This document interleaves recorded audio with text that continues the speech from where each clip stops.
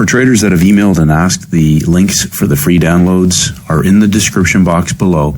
Just click on the link or copy and paste and put that in your browser. The 4-step method to high performance trading and the 7-step daily routine for high performance traders create the rituals, the mindset, and the winning attitude to master the markets. Bulletproof yourself with your daily routine and your habits. Force yourself to be getting better, 1% better every single day. How good can you get, traders? Again, the free downloads, the links are down below. They're both free courses.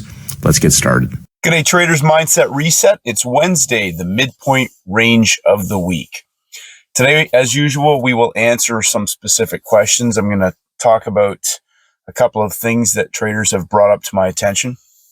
And also just want to repeat, thank you for being patient. I'm still putting together some extra modules for both the playbook and the master class.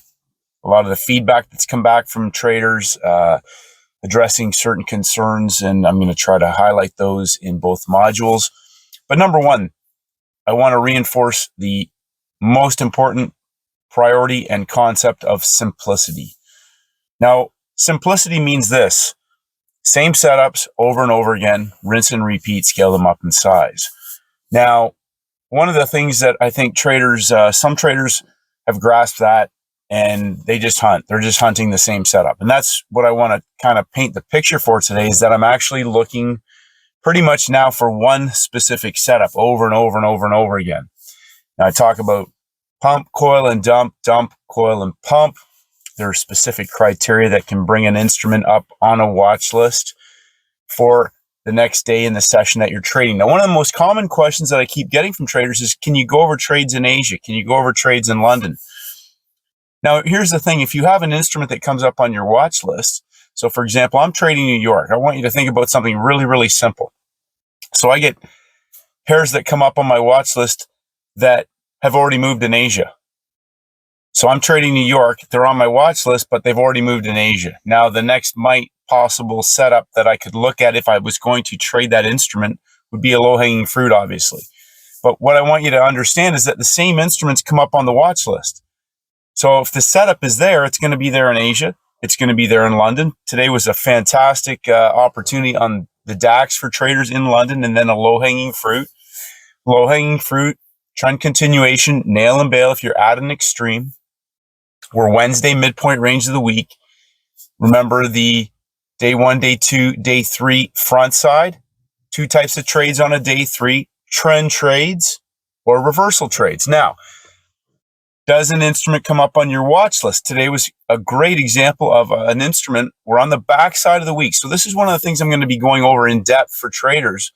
We added some higher time frame modules, but we're really going to hammer home some very, very, very important things that I think will help crystallize traders' understanding. First green day, first red day templates, and then also understanding front side, back side. So important. If you're hunting the same setup and you have criteria that bring an instrument up on your watch list, the setup should be identical. So this is where I want to paint the picture for traders. They're asking me, can you go over this? I had a trade in it today. When traders ask me to go over something because they had a trade in it today, I don't know where to start unless you tell me, I had this setup. This came up on my watch list, and this is the setup that I had. Now, obviously, if it's based on the higher time frame template, first red day, first green day, markets in breakout, whatever that might be, 3 days of breakout traders. So what's critical about that is then it's just cut and paste. Because if it's the same setup, so for example, first red day setup, we have a market that pumps up for the dump in a first red day higher time frame template. So as I have mentioned to traders to really hone your skills on that higher time frame, everything is based on the higher time frame. All my trade signals come from the higher time frame. It's based on the daily charts, monthly cycles, week 1, week 2, week 3, week 4. And so here's the thing. If you're hunting the same setups on any instrument, now there's 2 schools of thought. So for example, we have some traders that will specifically want to trade 1 or 2 indexes or the metals, or they trade gold or whatever that may be. Now, that is up to an individual based on their skill set, their understanding of the market, and the type of trading that they want to do. I'm looking for the same setup, and I want to execute the same setup over and over and over again. And ideally, the ones that I'm hunting are scalable, meaning I'm going to get a minimum of 100% range expansion. So if it's 100% range expansion on a currency, I'm going to be risking, 15, maybe 20 if it's a more volatile pair. That would be rare. On an index, if it's coiled and ready to explode, 25 pips. Now here's the thing, the wicks, the candles themselves could be 50, but if a market's coiled and ready to collapse, or we've got a 1-bar stop, that's a max stop. But if the market's coiled and ready to explode, 25 typically should be enough. Now, if you want to scale in, another excellent question was scaling in. So here's the thing, I'm not trying to scale in on every single trade. So some traders want to scale in on every single trade. But if you're hunting the same setup, that's a scalable setup, a scalable rinse and repeat setup, then by all means, when you get your 5, 10, and 20 to 1 ranges, so when we get an index and it's a monkey hammer, they'll typically between 50 to 75 points, 500 to 750 pips. If you're hunting rinse and repeat, it gets really, really easy because you're looking for the same criteria to bring an instrument up on your watch list every single time. Every single time. Now, I talked about showing my sons one setup on 1 day a week because I only want them to find one setup once a week on the highest probability day. And I want them to place an entry, a stop, and a walk away because they're hold till close templates. If there's a level there from a previous, weekly level or a closing price level somewhere that's in that range of, 10 to 1, whatever that may be, depending on the instrument, then so be it. But ideally, they're hold till close because they're not coming back. Hence the term ACB. They ain't coming back.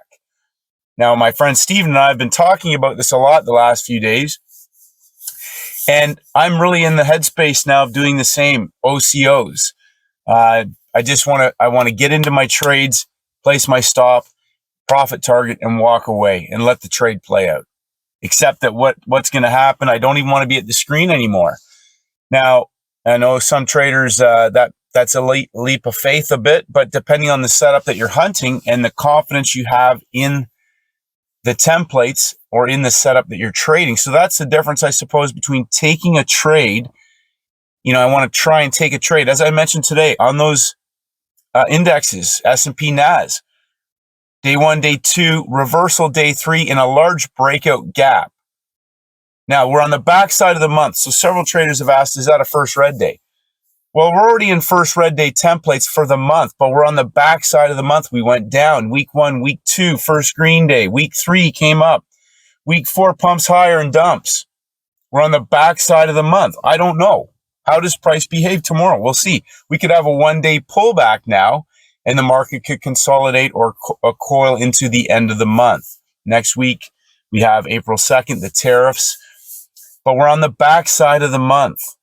First red day there are 2 types of first red days, markets that are in breakout and we're waiting for a first red day signal, which I'm going to be going in depth on this for the playbook for higher time frame because traders are just constantly trying to catch the high even before there's a signal day, or they're trying to catch the low. As I said today, don't FOFO on trying to catch the low in a market that has a large gap that it can potentially fill. Day 1, day 2, day 3 reversal. They might go, well, they did on the S&P and the NAS. They went right back to the breakouts. I think I don't know if the S&P's gone yet, but they were both collapsing down after getting people to bottom feed on the initial breakout. And then bang, smashes them. That's a great way to blow out your trading account. Ask me how I know. So when I say these things about mastering the higher time frame, but also mastering the setups, and then understanding day 1, day 2, day 3, reset, day 1, day 2, day 3, hunting the same setups on any instrument. The beautiful thing is that markets are all in different cycles. Multiple markets in different cycles. We have multiple currency pairs. That means we have multiple opportunities because some are going to be going in one direction, some are going to be going in another, and some are going to be going in a range. But if they give me a signal that brings up a pair on my watch list for that setup that I'm hunting, Now, does it set up into the US window? It might set up into Asia. It might set up into London. It might break down and give me low-hanging fruit, or it might give me the all-in session hammer, regardless of the day. And we might get our all-in monkey hammer if indeed they present. The point I'm trying to make is this. Traders are still trying to trade multiple markets and take trades everywhere. I got this one. I got that one. I got this one. And then there's other traders, they just keep executing the same ones. They're finding instruments that show up and give them the signal, and they're looking for the same setup over and over and over again. Now, I consider myself to be, as many of you would know, short biased. And I love what Paul Tudor Jones said, things get wiped out 100 times faster than it takes to build them up. And, learning from hard knocks over the years, don't counter trend a market that's in breakout on a reversal trade. Day one, day two, reversing. It's not coming back today. It's not coming back today. It might tomorrow or Friday, but it's not coming back today. If they come back today, they allow traders to get out of the market who are in loss with a smaller loss or maybe at break even. When they break the low and they get people buying off the low in the New York session and they wipe them out, now they got those traders caught. The more certainty that you have, the greater certainty that you have over the market and the likelihood that you could go on tilt or engage in random, impulsive, irrational, emotional behavior. If you're going to take trades, the difference between taking trades versus hunting scalable setups, the scalable ones, I read an interesting thing, an article yesterday, and one of the traders interviewed said, I'm not here to make thousands, I'm here to make millions. So I want you to think about that. If you're constantly trying to catch moves in these little gaps and whatever sweeps and hunts and pushes and little bars, all those things, how can you ever scale it up in size? Like, it's so ridiculous. It's so ridiculous. So step back and understand the power of a scalable trade setup. Like Steven showed me yesterday, again, his hand-drawn picture, straight to the point. That's the setup I'm hunting for. I'm looking for the same thing. I like pump, coil, and dump. I love short selling. I'm hunting out short selling, the same setup over and over and over again. So when traders say, well, I got the buy today, I caught the sell today, what setup is it? What setup is it? If you hunt the same setup and it's rinse and repeat, that's dummy proof. Keep refining and refining and refining and refining. Like Steven, looking the same setup, 10 a.m. Same setup, 10 a.m. Occasionally that can mean, 10 to 10 because the market's already coiled into that third hour and starts to go 5 or 10 minutes prior to that third hour kicking in. Third hour opens and either reverses or explodes. So a market can give us a signal and then set up into a session for an easy trade setup opportunity. Even though they all may have given us signals, they don't set up the same the next day into the session you're trading. Just filter it down to one or two, then lock and load, gear in on the setup that you've mastered, that you've traded 10,000 times, same setup 10,000 times, not 10,000 setups once each. Most powerful thing you can understand, especially when it's a scalable trade setup opportunity. Zero stress, zero thinking, zero emotion, and zero management. Okay, traders, have a great day. Love you and appreciate you. Get out and enjoy some of this beautiful weather, and may the markets go with you.